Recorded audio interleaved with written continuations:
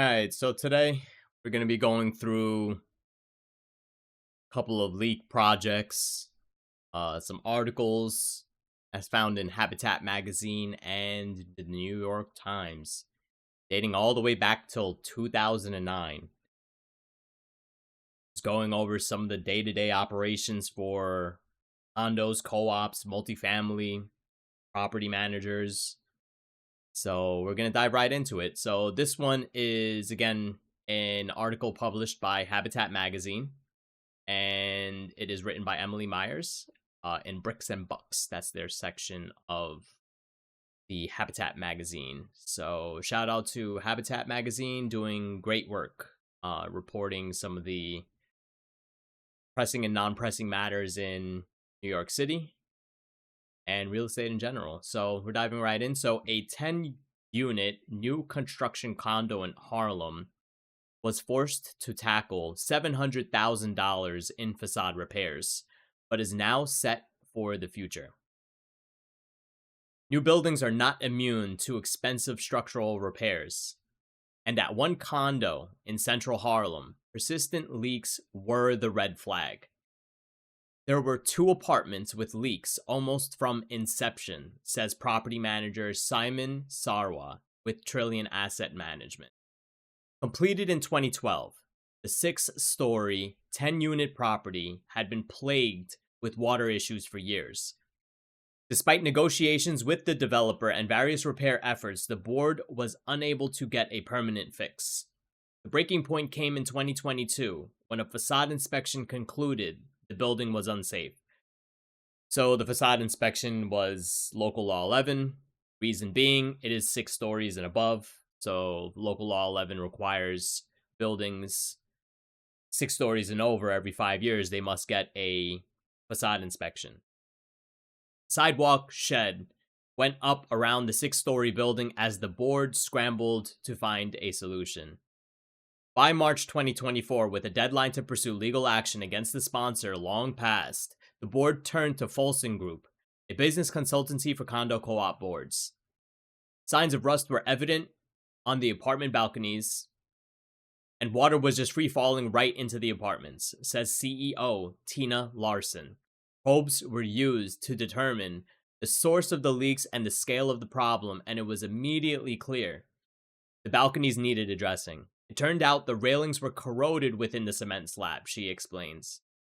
Analysis of the facade was even more alarming. There were not enough fasteners securing the brick to the building, and there was no sealant around the windows, balconies, vents, and HVAC units.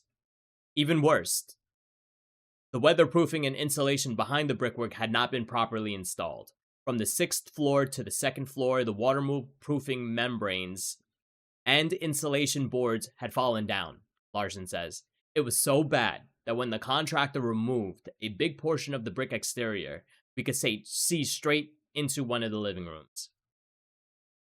By the winter, the scope of work had increased substantially. Crews began reconstructing the balconies, removing and reinstalling the railings, and pouring new balcony slabs.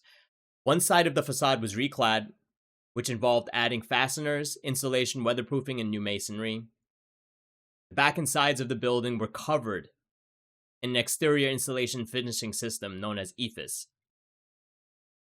Even so, at the back of the condo, where there are windows and balconies, the new waterproofing was required. Most of the work was completed this August 2025, and the scaffolding finally came down this month. The total cost was $700,000. Again, this is a 10-unit building. $700,000. Because the building is a condo and has no underlying mortgage, loan options were limited. The dollar amount wasn't there, and all the red tape meant the board didn't go that route, Sarwa says. Instead, the capital was raised with an assessment, roughly $70,000 per unit to be paid either with a lump sum at a discount or in monthly installments. Close to 85% of unit owners paid the money up front. The building needed to be taken care of, and the board understood that, Sarwa says. The board made a very courageous decision to get the building to where it needs to be. The decision has already paid off. During the most recent rainstorm, there were no leaks reported by the residents. Work not only restored the building, but has also put the condo in good shape for future facade inspections. So, we're going to read another article by the New York Times. Your new condo leaks, join the club. This is in 2009 by Vivian S. Toy. Roofs and windows that leak whenever it rains. Heat and air conditioning units that can't quite heat or cool the entire building. Balconies with flaking concrete and wobbly railings. These are the kind of complaints that have become more and more common in recent months, according to lawyers and engineers who represent owners of sleek, new condominium units across the city. They say the wave of development in New York City has started in 2004 and crested mid-2007. That development has resulted in a wave of accusations about defective construction and building design, and still going on today.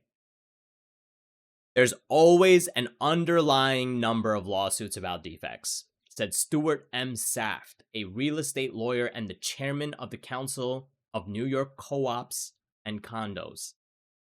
But about a year ago, the number started to increase, and over the next 2 years, there's going to be an explosion because all the buildings that were built at about the same time.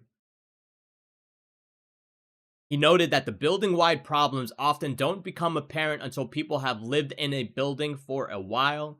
Legal action is often delayed because sponsors typically control a condo board for a year or more after a building opens and can block attempts by residents to file complaints.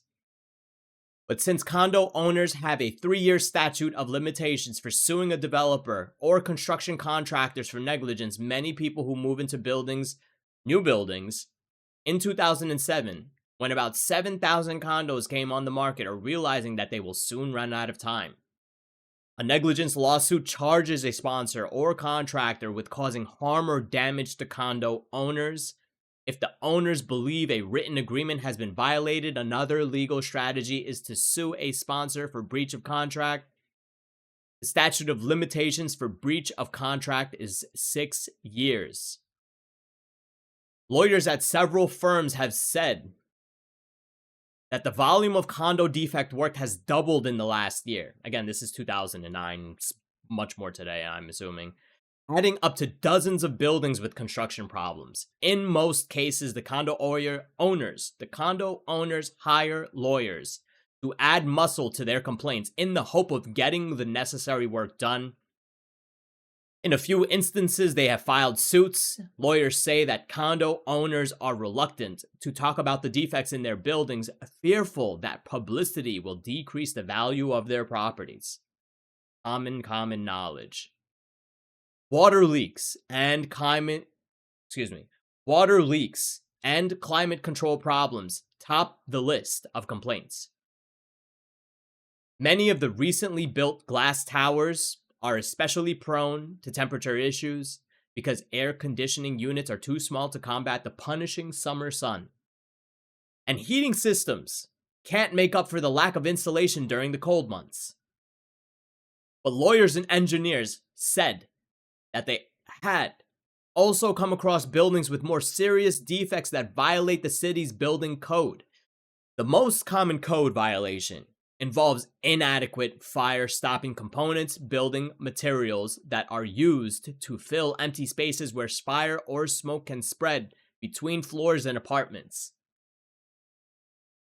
Howard L. Zimmerman, an architect whose firm is checking out about 35 new condo buildings for construction problems, said that his workers had found fire-stopping violations in about a third. So that's about 10 of the 35 that he's looking at. He said his firm has clients in buildings of 5 to 300 units throughout Manhattan, Brooklyn, and Queens. According to Mr. Zimmerman, the most common problem is found behind the walls of apartments where, say, no caulking material has been used to seal a 2-inch space between a pipe and a concrete wall.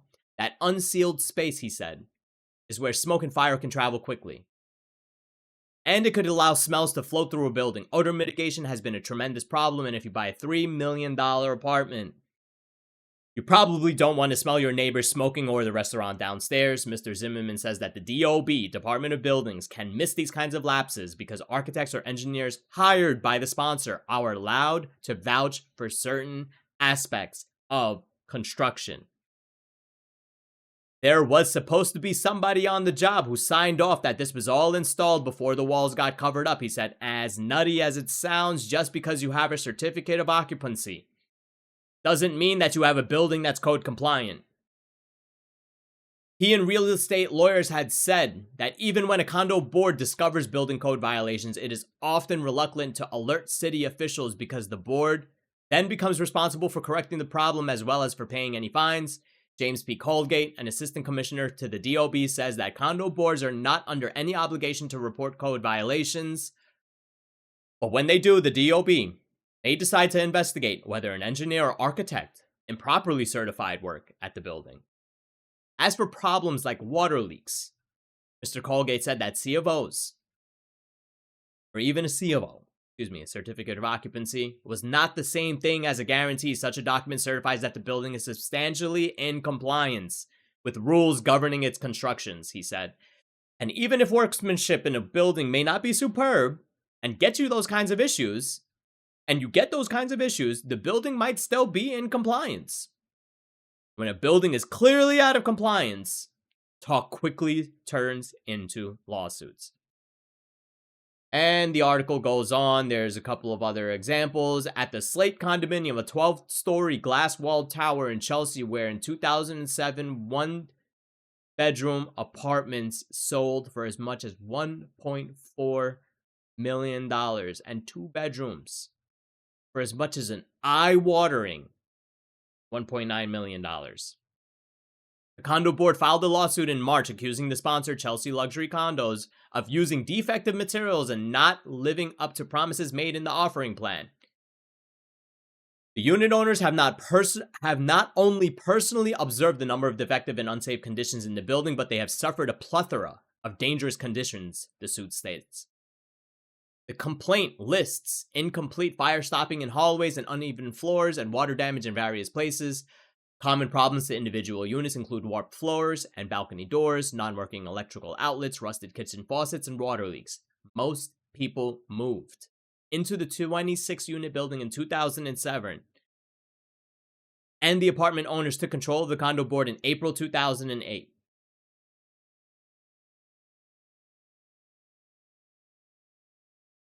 As you can see, example after example after example in this article specifically, dating all the way back 2009.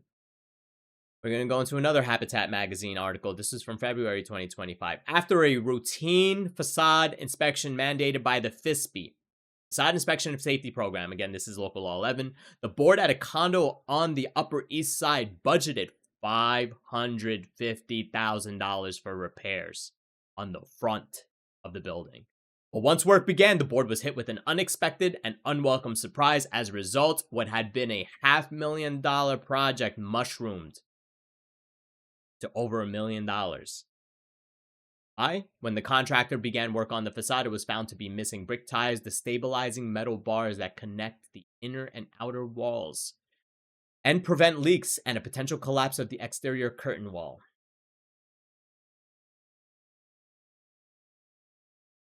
So they go on to say about radar equipment detecting the presence of brick ties without removing each stone, extensive inspections. There's another management company that spearheaded this operation. The building was constructed in the late 1960s and converted into a condo in the 1980s. Well beyond the statute of limitations against the original developer. We had to borrow further money from another bank and refinance. The board relied on a variety of funding methods. Fortunately, the contractor also offered a no-interest payment plan, reprieve that allowed the board to pay smaller amounts monthly instead of large sums, easing the financial burden on residents. This was crucial in managing cash flow.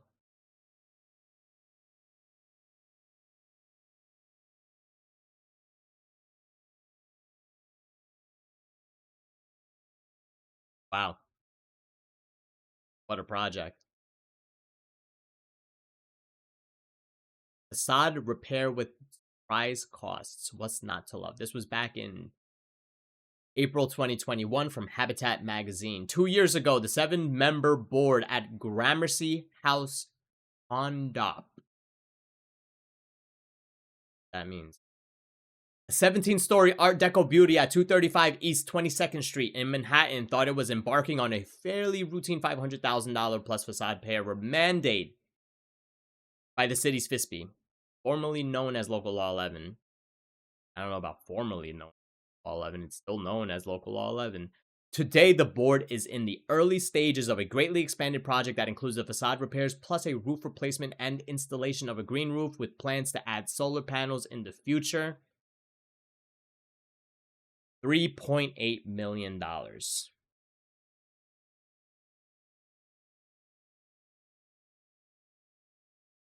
Board couldn't be happier. I don't know what that means. People love this building, says Brian O'Connor, an architect who moved into the 339-unit building in 1997 and has served on the board since 2012. There has been an enormous amount of capital improvements since the conversion in the 1980s. It is a great tool for selling apartments when we can list the improvements, and in the long run, it saves money. Spending $3.8 million instead of $500,000.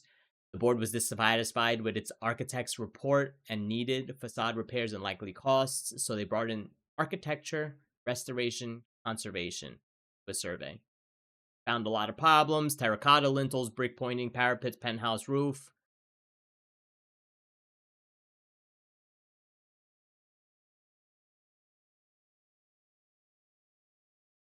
So it looks like they qualified for carbon emissions caps,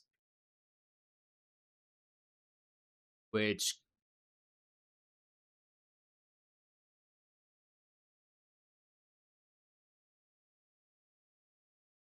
board warned instantly to other benefits of a green roof include stormwater runoff, doubles as life expectancy, improves air quality. So they had some benefits. Sterling National Bank, which I believe is now Webster Bank, set aside $5 million for future capital projects without increasing its monthly payment on the loan. The board is going to be able to pay for the facade and green roof project without assessing shareholders or increasing maintenance. Future savings will come without any perceptible pain. So yes, spending money can save money. Each their own. So I asked AI to do a quick summary of the original article from Habitat Magazine. We're just going to see what AI has to say. Summary. The article from Habitat Magazine, November 2025, details a $700,000 facade overhaul at a 10-unit condo in central Harlem. Persistent water leaks plagued 2 units from nearly the building's completion, despite the developer negotiate. I don't know about all of that, but I'm not gonna fight AI here. Funding came via a $70,000 per unit assessment, 85% paid up front. Anyways, let's knock down to the 3 talking points that I asked it to follow up on. Number 1. Persistent leaks in New York City condos often stem from construction defects, despite modern standards.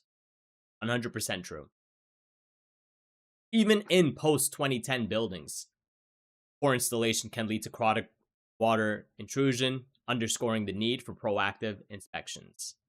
Example, this article, and also the article that we read from 2009.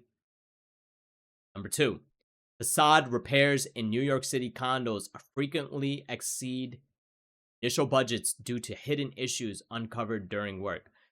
I not only find this issue with repairs, but in general, the offering plans for today and yesterday's condos and co-ops is egregiously under budget.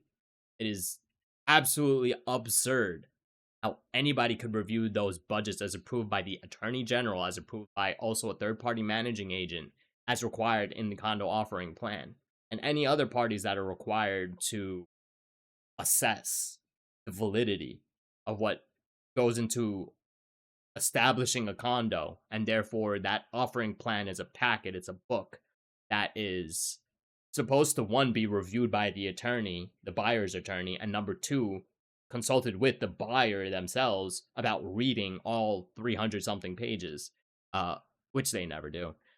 But the budgets are just egregiously low. Number 3 talking point: condo boards face tough funding choices for major repairs, often favoring assessments over loans for speed and equity. This is always a difficult topic. How do you fund special projects? Do you do a maintenance increase? Do you do an assessment? Do you sign up for a loan, a mortgage? These are the kinds of conversations that are very specific to, one, the project itself, number two, the condo or co-op board, and number three, the residents. What is the financial position of the residents? What is the financial position of the condo? What is the finances for that specific project? All those things have to be taken into account when looking for financing. Also, the rates as well. What is the market looking like, and also how quickly and how easily is money accessible?